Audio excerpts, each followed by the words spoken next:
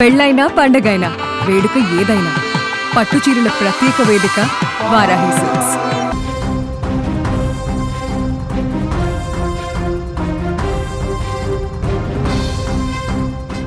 Silicon city బెంగళూరులో ఒక్కసారిగా కురిసిన వడగళ్ల వానకు గజగజ వణికిపోయింది. భానుడి భగభగలతో అల్లాడుతున్న నగరానికి వరుణుడు ఊరటనిస్తాడని భావిస్తే అదే వాన మృత్యు రూపంలో విరుచుకుపడింది.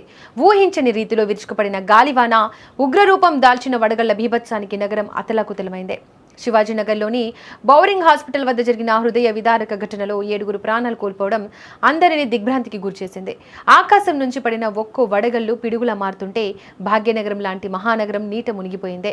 సాయంత్రం వరకు సాధారణంగానే ఉన్న బెంగళూరు వాతావరణం ఒక్కసారిగా నల్లని మబ్బులతో కమ్ముకుంది. ఉరుములు మెరుపులతో కూడిన భారీ వర్షం మొదలవడమే కాకుండా పెద్ద ఎత్తున వడగళ్లు కురిశాయి. వర్షం నుంచి తప్పించుకునేందుకు ప్రజలు ఎక్కడికక్కడ షెల్టర్ల కోసం వెతికారు. ఈ క్రమంలోనే శివాజీనగర్లోని Bowring and Lady Curzon Hospital ప్రహారీ గోడ పక్కన కొంతమంది బాటసార్లు వీధి వ్యాపారులు ఆశ్రయం పొందారు. అయితే భారీ వర్షం ధాటికి ఆ 8 అడుగుల ఎత్తైన కాంపౌండ్ వాల్ ఒక్కసారిగా కూలిపోయింది.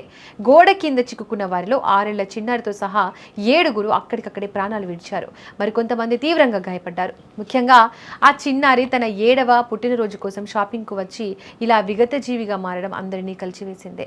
కేవలం వాల్ కొలాప్స్ మాత్రమే కాదు, నగర వ్యాప్తంగా వాన బీభత్సం సృష్టించింది.